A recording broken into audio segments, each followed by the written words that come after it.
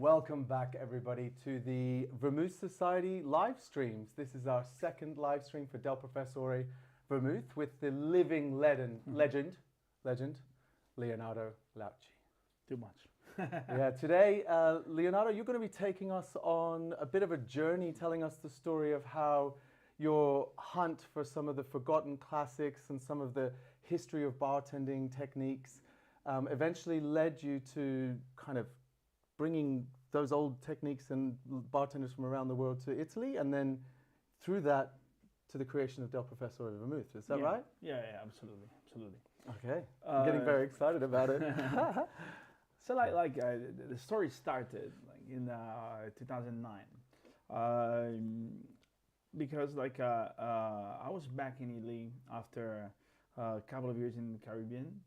Working in a couple of years in the Caribbean. Yeah, you've seen the cocktail movie, and they went to the Caribbean absolutely. in the movie. You were like, these are the boxes I need to tick to become world-class bartender. Yeah. I was working on the Highland at Turks and Caicos, and a lot of fun. But I want to go back to Italy, and I met two old friends.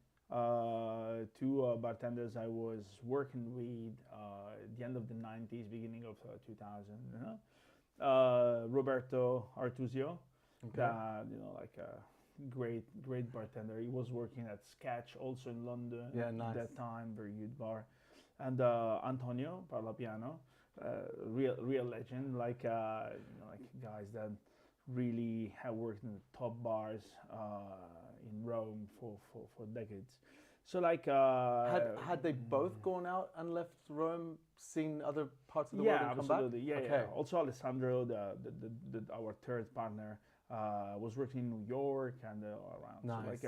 So essentially, we met for a beer in a bar, and I know the owner of this place. It was a very, very nice girl, and this girl come to us, was drinking a beer and say like, "Oh, Leo, can you please? I want to sell the bar. Can you help me selling if you heard somebody?" And Roberto just say like, "Oh, we buy it." Wait, this is the first time you caught up for a beer? Yeah. To do what? Like, essentially, we want to start something in Italy, and we started with Jerry Thomas project. Inviting bartenders from all around the world, or to show Italian bartenders something was happening in the rest of the globe. Yeah, but not in Italy yet. I think people today take for granted the impact of guest shifts. It wasn't always the case. There weren't always guest shifts, people coming from overseas and sharing the way they do things. So yeah, it would have been a big impact, right? I remember that what the problem in Italy was that there was two different school, classic IBA style bartenders or flair bartenders or this kind of bartenders. But all around the world something was happening, there was this comeback of real classic drinks.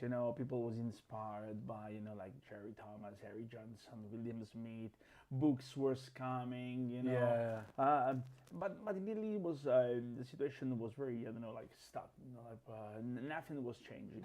So we decided before to start to invite these people, David Wundrich, Beach Boomberry, and bartenders like Marian, Alex, Cretena. Yeah, nice. We want to show the people what was happening all around the world, and after we decided that night that we need a bar, also to show to the people that you can do something different on an Italian market. Yeah. And so with no money, because with no money, your friends sound so much fun. But because they're funny guys. Yeah, because the problem today, there's investors, people that invest in bars. We only have some money in the pockets. Okay, we have to open the bar. We have this money. It's enough? No. So we start to paint everything to build our bar. That's the best way. And essentially, Jerry Thomas started as a lab for bartenders. We opened at the time was opening at 1 or 2 in the night. So the bars was closing, and all the bartenders was arriving to Jerry Thomas to try something. Okay, so the bar is opening at 1 o'clock or 2 o'clock in Yes. the night. Yeah, it was just for bartenders the first year. Wow. So like essentially, what was the fun things? Oh, I was in Holland and I found 2 bottles of Geneva. Okay, like so all the bartenders meet there and today we try this recipe from Jerry Thomas book. Today we try this recipe from Harry Johnson book. Oh, there's Imbibe books. Try to, to recreate this recipe. Try to understand what was the mixology at that time, the pre-prohibition time. And this was very, I think, interesting for bartenders. They start to see a different point of view and understand that classic cocktails was not the cocktail on the just the cocktail on the IBA list that are very good because they create a standard, but there was something more. And so like essentially we start to be like a place where all the bartenders from Rome, and not only from Rome, start to meet and I think if I lived close enough to be able to go and hang out at the Jerry Thomas project at that time, if I'd heard about it, I'd probably on my night off go out for a few drinks and wait until the 1 o'clock when it opened. Yeah, well, it was interesting. A lot of people, and after like we understand that really taking inspiration from these great bartenders from all times, like really understand the work of Jerry Thomas, all the concepts he introduced to the bar, like for example, the first cocktail recipe, but also like the first bottle cocktail recipe. Yeah. To let people understand that, and we have to be fast sometimes. Yeah. You need to bottle cocktail that now is common things, but can you imagine that? Well, there was also a time when we started to see those bottled cocktails coming out and people thought it was brand new. Yeah. And it was only the people that had read a lot of the old books that knew that this is not new. This has been happening a long time. Yeah. I think that a lot of old stuff, was kind of bringing back to people and say, oh, this is my things. Now it's Jerry Thomas. I've seen that. I've seen that somewhere. So like was a very interesting time. And after the second year, we decided to start to be open for regular consumer. Also because we was doing another job at the same time. So working like during the day till 2 o'clock in other bars, and after open Jerry Thomas. Wow. And it was fun. There was a lot of like colleagues that say, oh, don't worry, give me the key. I go there, I clean. So when you arrive, like the bar is ready. And it was very nice. It was very, That's very amazing. Nice. Yeah. It also a testament to the passion that Italian bartenders have. Like it doesn't matter where they are. They will turn up to trainings. They're really passionate about their crafts. Yeah, it's a career, Yeah. That to after you finished a long shift.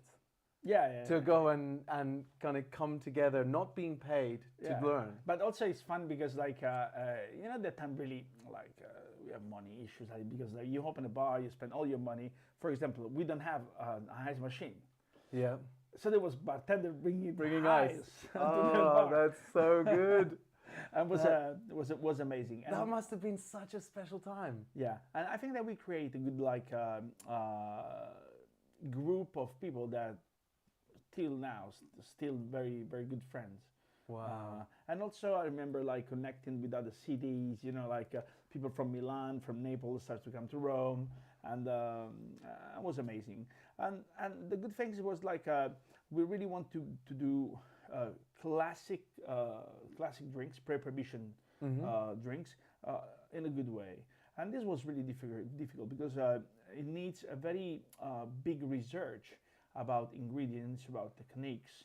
You know better than me that when you want to recreate a punch, for example, and you want it to taste good, you need to take really care about what kind of rum are you using. So you have to use a certain kind of rum that give you the structure of the punch, or the punch is always weak and it's not interesting. And if your goal is to experience what was the flavor of that punch of that time, you can't just throw a rum in there. You have to find out what was the style of the rum, how was it being produced, because it might have changed over the time, right? Yes.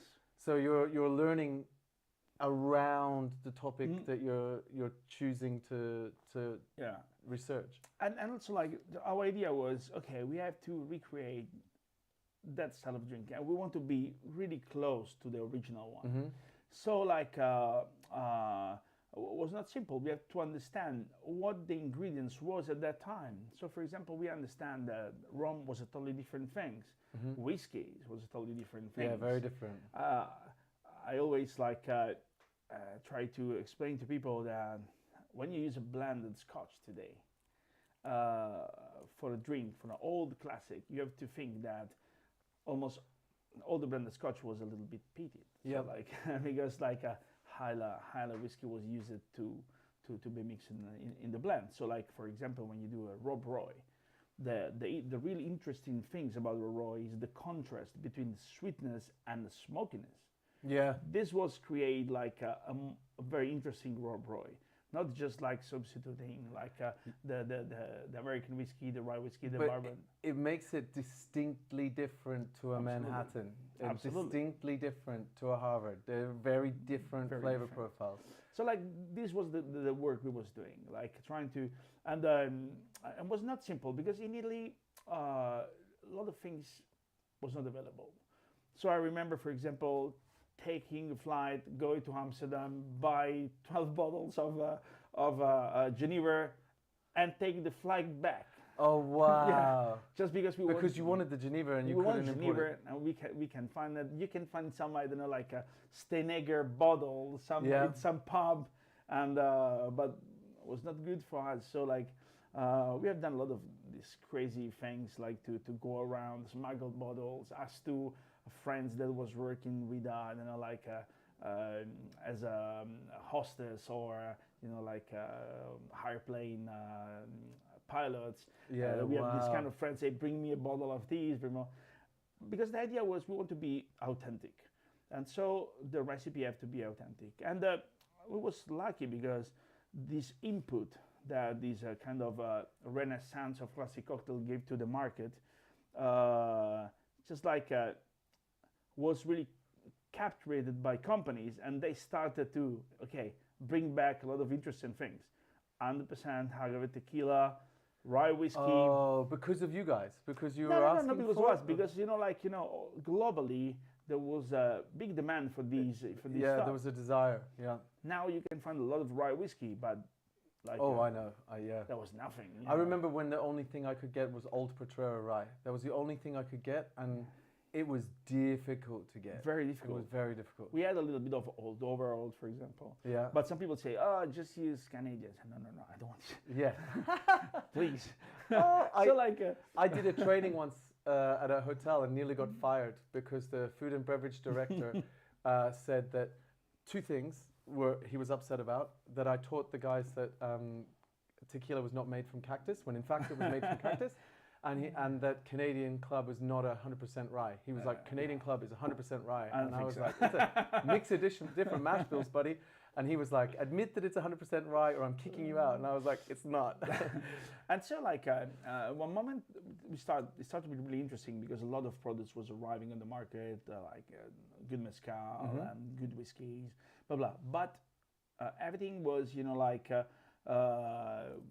play the craft game, not vermouth. Yeah, okay. That was a problem. But that was a problem of quality of the vermouth. There was quality vermouth on the market. There was a problem of style. And because researching about the vermouth, we understand that the vermouth that was, for example, exported in US, 1838, the beginning of the export of vermouth in US, the vermouth was so different in everything. Like, for example, also in color. Yeah. And so, for example, imagine if you have if you see the recipe of the first martini cocktail or Martinez cocktail, and you have gin, Italian vermouth, and bitters, and Curacao, Maraschino, blah blah blah, and you say okay, it's simple to make. Take London Dry, vermouth. classic vermouth, a little bit of bitters, maraschino, curacao, whatever you want. You taste it and say, it's something like, hey, it's a good drink, but why everybody was so crazy for this? And after we understand, for example, you need Geneva, or you need Holland-style American gin. Yeah. Totally different things. And we also understand that the vermouth was different.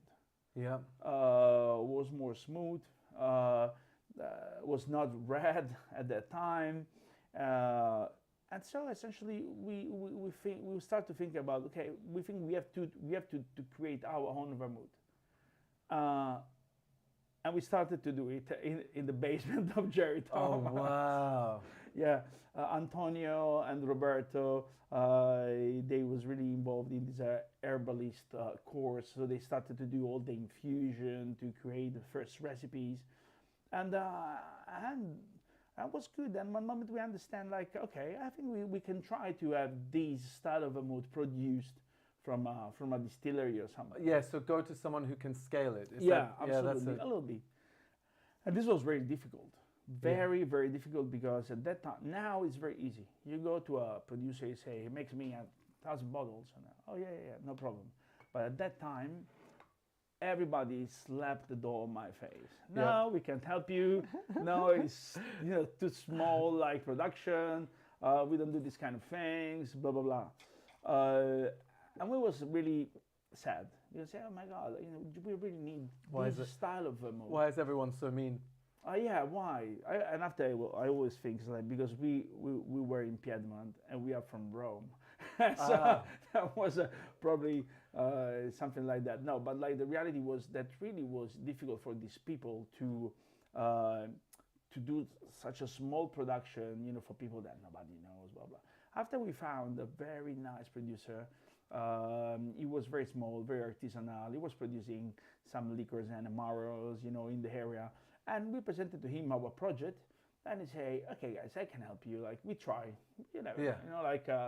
and we started little by little, making a lot of mistakes, buying all the recipe of vermouth we can find everywhere, going visiting." When you say buying all the recipes of vermouth you could find everywhere, like you were going to extinct vermouth and saying, hey, your family used to make this. Yeah, also, but you also find the recipe or old recipe books from in old cookbooks and things like that. Yeah. Cookbooks, liquors books from the past. So doing our research, we understand that the style we want to create is what we call the classical. I think we will taste it later.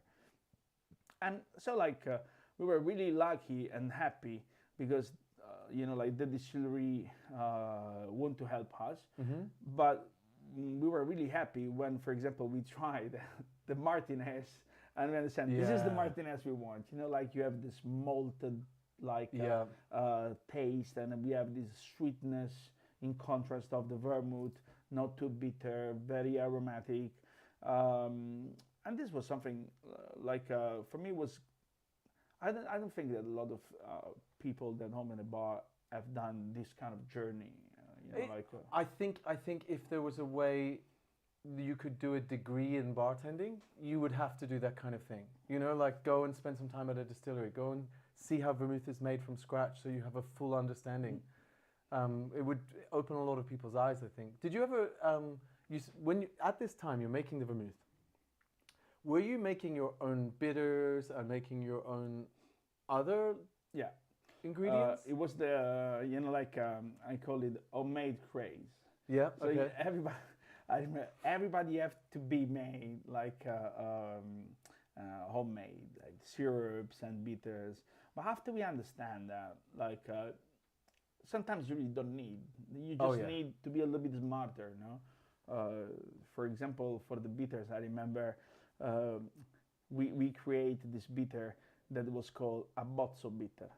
There was the Abbott's bitter, it was the original one, abbozzo. And we create abbozzo. That is a way in Rome we used to say it's difficult to explain, but it was our version of the Abbott's bitter. It's MacGyver. Abbott's. Yeah. But and after we understand that you don't need it, because you want to personalize, you want to be crafted, but sometimes it's too much, and we understand to be focused. on other things, like service, hospitality, blah blah.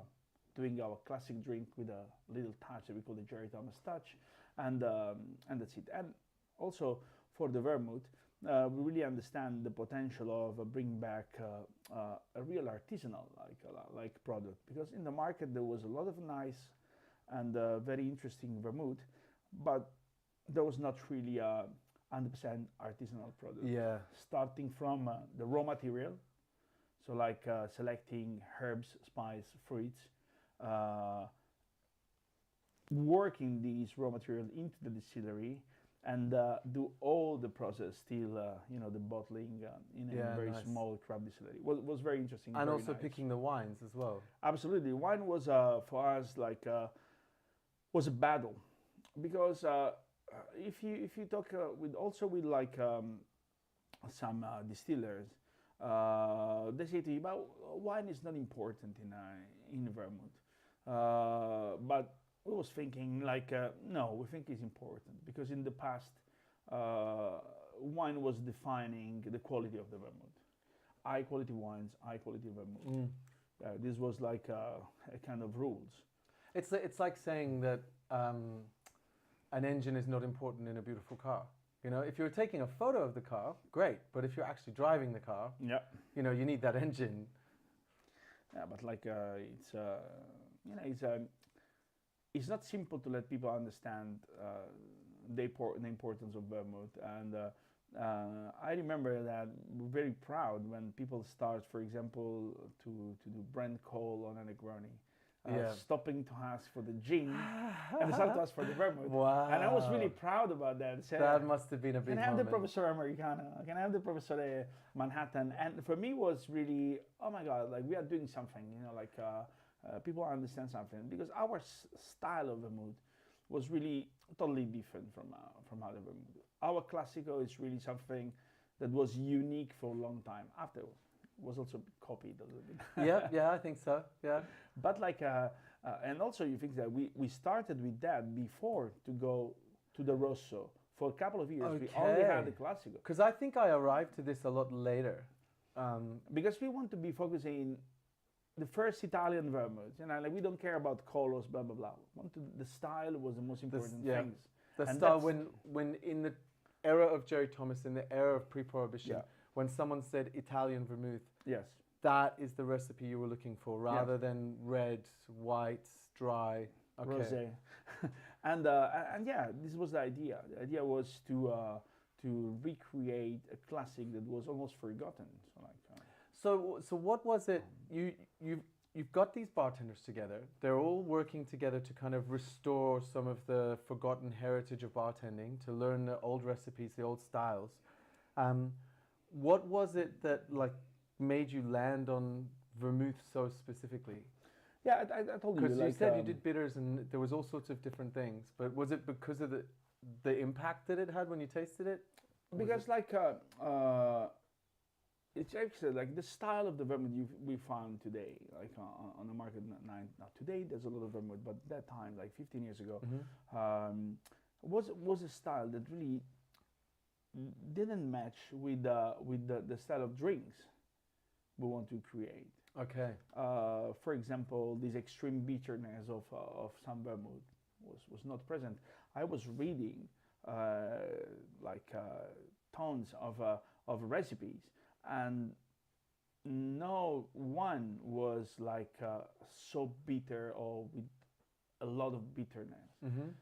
So in my mind, was you see, the vermouth was totally different, and this is why we decided we can find very good rye, we can find all the bourbon we need, we can find 100% tequila, agave tequila, we can find good mezcal, we have all the liquors, but for the vermouth, if you want to keep doing our job, if Jerry Thomas want to be a place where you can drink the real reproduction of 80/80 recipe, we need a different style of vermouth. Okay, so it was about keeping it real. Yes. Yeah, okay. Trying to keep very it real. Good. Also about the color, for example. Yeah, you mentioned the color a couple of times. Because the color is important, because for example, the idea you have of a Manhattan. Yeah, it's brown. It's brown. Oh, it's brown, kind of ruby brown. Almost red today, Yeah. because like there's a lot of vermouth that has this deep Getting more and more red. black color. But if you think about the color of a whiskey at that time, I don't think that I don't think that whiskey that was used for daily, pouring was so dark. No, it would have been. I would assume it would have been a kind of straw color. And there's also different filtration methods for whiskey that were being used that aren't used anymore. You know, like egg. Yeah, absolutely. Did you ever see a whiskey that's been filtered through egg?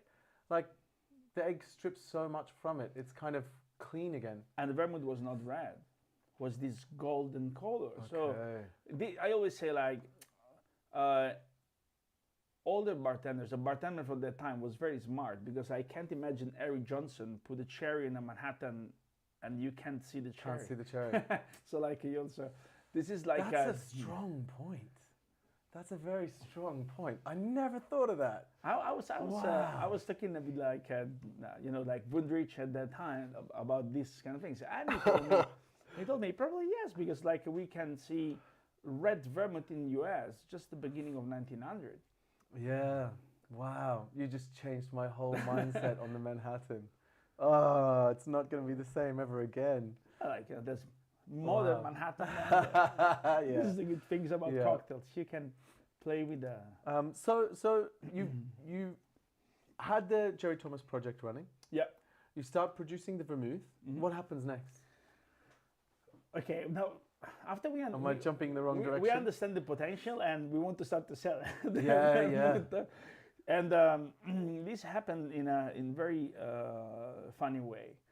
So we was in Paris presenting the bar.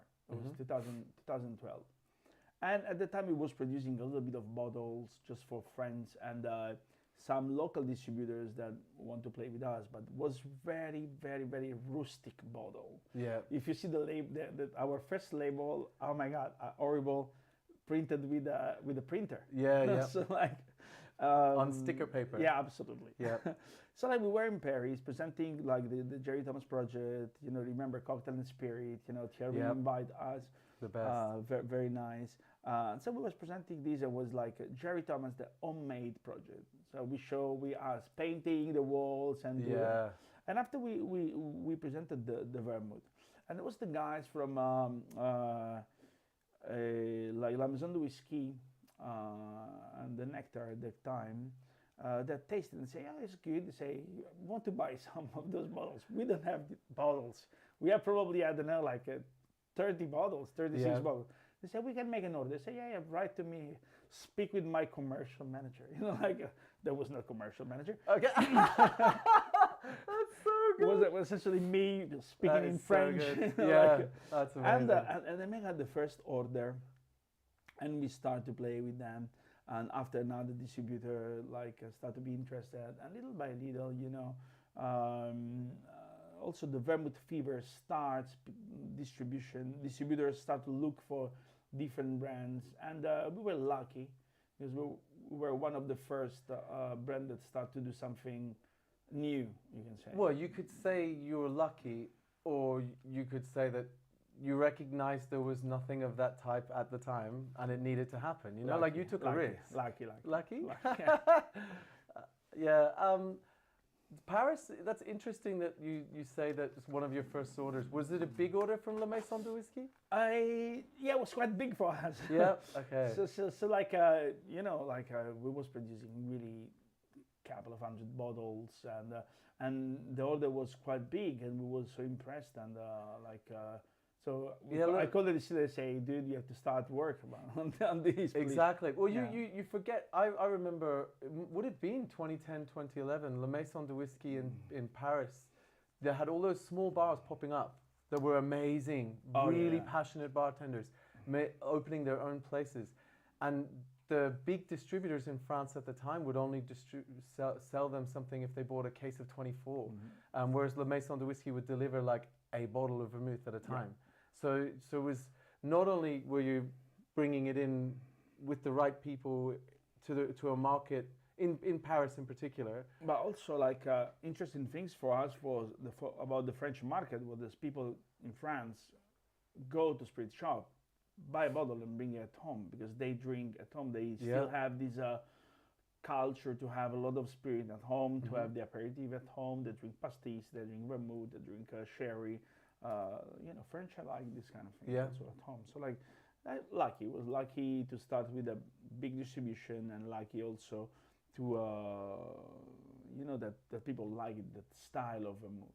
Was not simple to find something that you can drink neat as wine. Most of the vermouth at the time was like want to be a cocktail ingredient. Yeah, or it was super sweet. Like I remember when the Carpano Antica formula came on the scene. It was when you put it in something, you could. That's all you could taste at the time. It was really It's, intense. our idea from the beginning was uh, vermouth is a wine.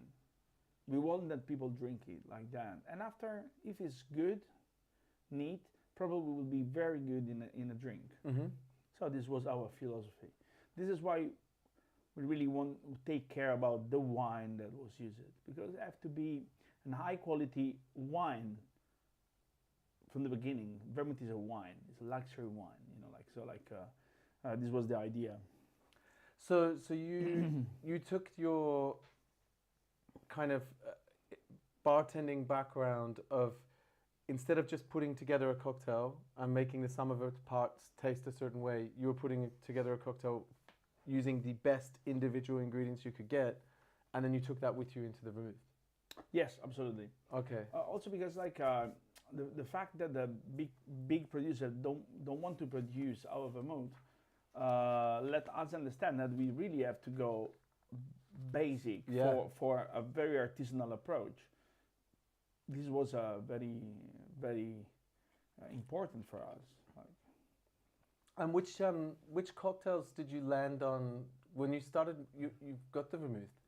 You start bringing the cocktails the vermouth out to the rest of the world. You start making cocktails for people. Because I know, I worked with brands a lot. There's always a hero cocktail. Oh yeah, absolutely. There's hero drinks that you're making all the time because you can't carry all the ingredients with you everywhere. Which cocktails did you land on and as your regular cocktails to make people? And after you answer that, I want to know which ones moved into, where did you move when you moved into modern mixology? Because obviously people took on modern takes of cocktails with it. I think that Martinez was our flagship drinks, our hero drink, because the fact that we were very into the Geneva, we understand that you have to have a lot of Geneva in your bar if you want to be a pre-prohibition style bar. Yep. And I think till today we have the biggest Geneva collection in the world. So really? Yeah, we have something like 300 different Geneva. Wow. Yeah, we have worked also with Jerry Thomas project with the Skinner Museum of Geneva for several years. We were the guys that was going to Holland to do masterclass about Geneva, and it was very fun. Really? Yeah. Wow. And was that based, the whole Geneva thing, was that based on how many Geneva drinks appear in Jerry Thomas's books? Yeah, because the problem of reading an old book is that you have to understand the context, and the context is very important, because if you want to recreate the drink in the right way, you have to know what was the ingredients. So if you make the Jerry Thomas drinks or Eric Johnson drink or William Smith drinks, you have to know what was the Old Tom, what was the gin, you have to know what kind of bitter they was using, the style of the bitters. So you have to know this little detail if you really want to do a good job. So Geneva was very important for us, and Martinez was the perfect drink to show that the godfather of martinis, you can say, was a totally different drink. It was made with a certain style of vermouth and Geneva. Yeah. And people say, oh my God, I was doing Martinez, but it tastes totally different. And this happened also with the martini, because the first martinis, always was with Italian vermouth, and this was the style of the Italian vermouth they was using. Yeah. So like this was our job. This was Jerry Thomas' project, like trying to do a different work. And after that, we played a lot with the vermouth cocktail, because a vermouth cocktail, you know, is, we can say, like the first Americano. Yeah. And after is what evolved in the Negroni. So for us, vermouth cocktail is very, very important drink. So I think Martinez and vermouth cocktail was two of the drinks we worked a lot. Were you using the vermouth cocktail? Were you using gum arabique in it? Like, yeah. So you were going as deep as you could in every single ingredient. Yes. And this, what was it about Jerry Thomas's kind of style, his books, that inspired you the most? Well, like first things, we discover a lot of categories that you never approached. Yeah, drinks families. Bishops, Negus, Sangaris, you know, this kind of things was disappeared. So like you come to a bar and you can find 3-4 different punches.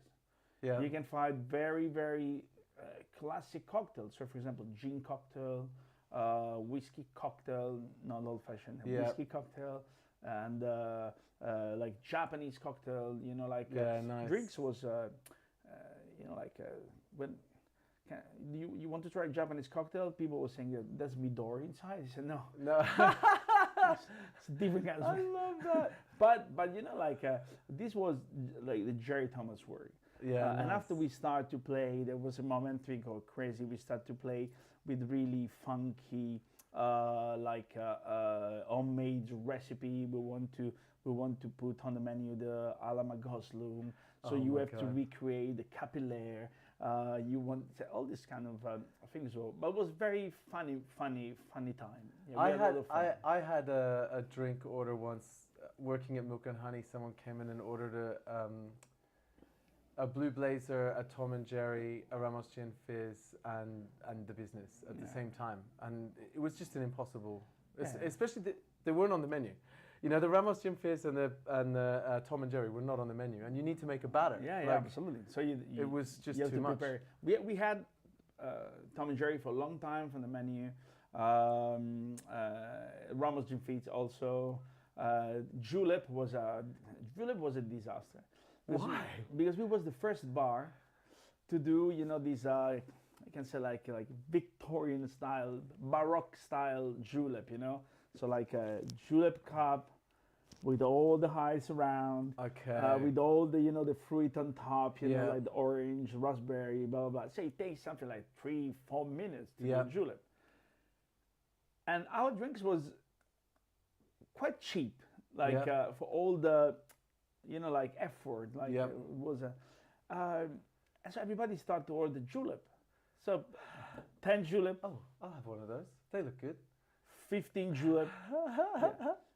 And after like we decided, okay, we raise the price. Yeah. You know, like we're not doing this. Perfect. We're not doing this. We go 10 to 15. And when we raised the price, like people start to say, oh, it's more expensive. Probably it's better. Yeah. So, what the fuck, you know, like so after we have to create a different, like a shortcut to make juleps, you know, like and after we introduced, for example, we put on the menu a caballito, very funny drinks. It's a tiki drinks. It's a tropical drinks. Essentially, it's a mojito. Yeah. With a shot of vermouth added. Really? Yeah, I think it's recipe for 1930, 90 something. I've never heard of that. It's very interesting. Like there's a recipe on Bichunberry book, and we was really interested to mix this culture of tropical drinks and vermouth together. It's not something you think of natively. Like you don't immediately think of vermouth in tropical drinks. Yeah, and that is like, for example, if people want to be inspired from somebody that was using vermouth in a different way, they have to look to the Pichin book, El Barman Galante from 1950s, Argentinian bartender.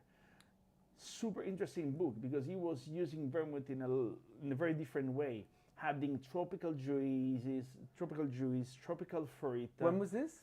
1950. Okay. Yeah, in Argentina. Very interesting book. You find a lot of tropical drinks with vermouth inside. very different compared to what was happening in. I'm going to write a note here, like What's hit him happening up in, for the book. in Europe or in US, where like the vermouth was used essentially for classic like. Yeah, it's drink. it's for me. My introduction to vermouth was always that it was kind of brown and down. It was stirred drinks. It would go in with whiskey, in with gin, and that's kind of where it lived. Yeah. And Negronis, you know. And back in the day, the biggest thing for me was going into a bar and I want a Negroni. Mm. Where are they keeping their vermouth? And then you see it. This much is left. There's no lid on it, and it's against the window. And how much vermouth have you? Have we got another bottle? No. Okay, I'll have a beer, thanks. Speaking of which, Yeah. I'm now very interested in tasting this. Can we do a little tasting? Oh yeah. Is that all right? Yeah, yeah, I absolutely. don't know where we're at with time, but I don't know. We have time, I think. we'll do it. Start it in the little. Can I pour it? That's all right? Absolutely. Yeah. Ready? Just get the audio.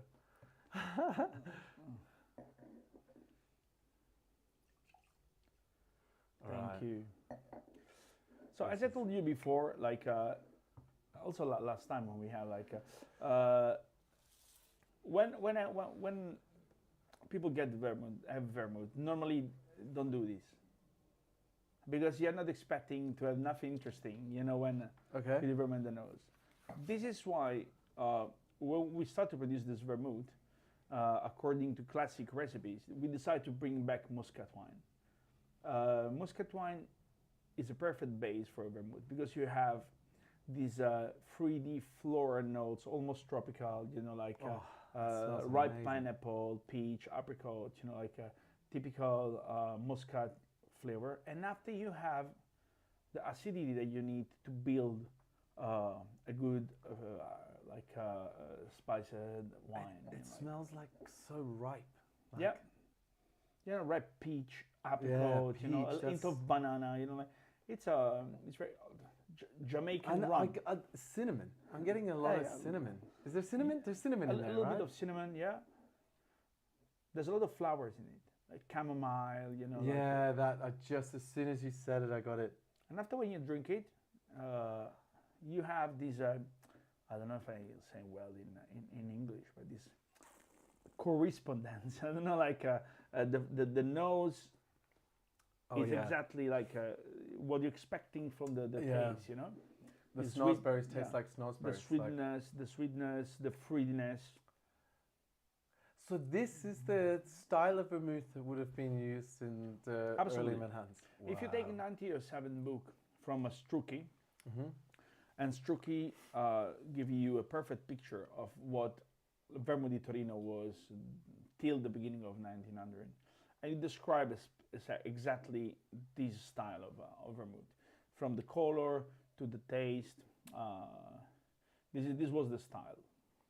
It can be a little bit more bitter or a little bit less bitter because you know every producer was personalizing the production based on what they want to be. But essentially, the style of vermouth was this. So this isn't in the UK. Not yet. Because, It's not in the UK yet. very small production, and I'm trying to bring back this to UK. Okay, cool. Yeah. And where is it? You can get it in Italy. You can get it You can get it in Italy, probably in other 5-6 countries. 5 or 6 countries. Okay, cool. But also, You don't need to take this home, do you? no, but also like speaking It's technically. delicious. Speaking technically, what's the problem? For example, when you make a Manhattan and you use a very aged whiskey, that the tannins and the bitterness create this kind of too much woody flavor. A perfect storm of astringency as well. Like Absolutely. it's like dries your mouth out too much. This is good because it will balance Yeah. this kind of. So you can have a very complex, you know, rye whiskey, hold rye whiskey, without having these, you know, extra woody sensation that sometimes is too much. Normally, gonna have to try that now. when you do with a classic red, Yeah, it's not easy. It's not simple. There's a lot of unbalanced like Manhattan sometimes. So I'm gonna check. Do we have questions outside? I don't know. It's very small writing. We'll Yeah. figure it out later. Mhm. That is absolutely delicious, man. Thank you so much. And can I ask very quickly Yep. to pour a little bit on the Rosso and do a comparison? Yes, absolutely. Like, because obviously there's going to be bartenders tuned into this, right? And if they didn't know already, it'd be great to ask you if you've got a couple of, let's say, I'm going to make a Negroni, Yeah. right? I'm guessing we'd go this. You can, I always say you can use both. Yeah. You just will have a different style of Negroni. You will have a very smooth Negroni, more on the sweet side with the first one. You can have a more classic Negroni with the second one. Like our philosophy is that the vermouth have to be very well balanced. We don't like extreme like extreme bitterness, extreme sweetness. The balance is good because you have to think that vermouth can be used for drinks, but also you drink it neat, you know. Yeah. Sometimes some vermouth are very good mixed, but after when you drink it neat, that's something that is always too much. This is very well balanced. The difference, like for example, here there's a lot of flowers, Yeah. a lot of citrus.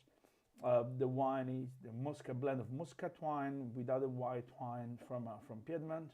Here you have also like cinchona bark, rhubarb, a little bit more of like what we call sweet foods, like cinnamon, a little bit of Yeah, vanilla. I was just gonna say, like, if I was to say to someone at home, we don't have smell-o-vision just yet, to compare the two as far as the flavor profile, this one, it feels like spring and autumn, could be summer, putting it in kind of fruity, uplifting floral drinks, and this one feels like you're heading into winter. In both you have mint, but it works a different way. Here give you this hint of balsamic touch, little bit of balsamic touch. Here give you freshness, and what I'm really proud about is like when you put the nose inside, you don't smell these burnt notes of caramel, because for the color we use a blend of also red wine. So to get the color, it's coming from wine. It's also from the wine, so you don't have this deep red. So it's kind of grape skins as opposed Yeah. to caramel. Mm-hmm. Can I ask, do you think, you had styles of vermouth, like you mentioned Americano earlier on, like bitter styles of vermouth a long time ago. And these were the styles of vermouth that were popular, transported outside of Piemonte and outside of Italy and used in the cocktails we know of that era. Do you think maybe back in the day there was like different types of vermouth, like the much more bitter vermouth, Yeah. Americano style, there was this style, there was a few other styles, and as the bigger producers kind of let go of some of the styles, they just kind of merged the flavors together to get a more bitter profile?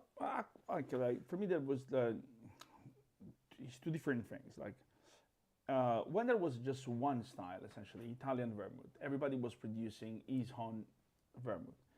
Cinzano was producing one style of vermouth, blah blah blah. Every producer have a style. Somebody was more on the bitter side, somebody on the sweet side, somebody was using more, I don't know, like different style of spices. Some brand was using a different style of wine, for example, to give, to create difference. After you start to have categories, but this is something modern. Okay. So you start to have like Chinato, you start to have for example, Barolo wine base, you start to have vanilla vermouth, garum vermouth, Americano style vermouth. So you start to have a lot of different style of vermouth because the demand was huge. Yeah. So people was drinking a lot of vermouth if you compare with today. And so essentially producers understand that they have to eat heavy Yes, categories yeah. of drinkers. So we have, for example, Campari was producing different style of Yep. vermouth, like because this was the trend at the time, We got just a question coming Mhm. from the feed. I think we could do some Q&As because it's almost been an hour already, I think. Yep. So this is from Emily. What is the shelf life for the Classico since they did not have much refrigeration back then? Oh, If we- back if then you- I don't know. I know that Today's imagine you don't have refrigeration. we have You're in a hut on an island somewhere. two good things. We decided we're the first vermouth to bring back 18 ABV for an Italian vermouth. Nobody was doing these. Most of the vermouth you can find in 2009, 2006 was 14.5 or 16 maximum. As an artisanal vermouth, we understand the importance to raise a little bit more the ABV, also to have a better shelf life. And second things, like a little bit more alcohol, sugar contents give you a certain stability. So I don't know what was happening in the past. What I can tell you, for example, that they exported vermouth was fortified a little bit more because they have to travel. But this vermouth, keep it in the refrigerator, can stay for months. Like really, It won't last that long No. anyway, right? I hope so. For months. And in the past, I don't know. But I think that consumption was really Yeah, fast. yeah. They have not a lot of cocktail bars that do fancy things. And people weren't buying a bottle of vermouth to let it sit there on Absolutely. the shelf. There was no Instagram to take photos of your Also, bottles of vermouth. There was not a lot of stuff to drink.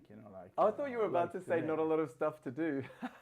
Make kids, go to work, eat food, drink vermouth, wake up the next morning. So but today also technology help you. We use old style recipe but modern technology. So we have wine that guarantee you that you have a longer shelf life. You can keep the bottle on the shelf for some days. I always suggest put it in the fridge. It's not a big deal. Yeah. If you and is that the reason for the dark glass as well? Yeah. Does that absolutely. help it stop UV coming the through? light. Yeah, the light. Yeah. Super cool. It's still an artisanal product, so it's very important also to protect it. To protect it, yeah. Okay, well look, I don't want to steal too much of your time. I can see there's another question there, but we'll figure it out. We'll add it to next time. I want to thank you so much for coming back and doing this.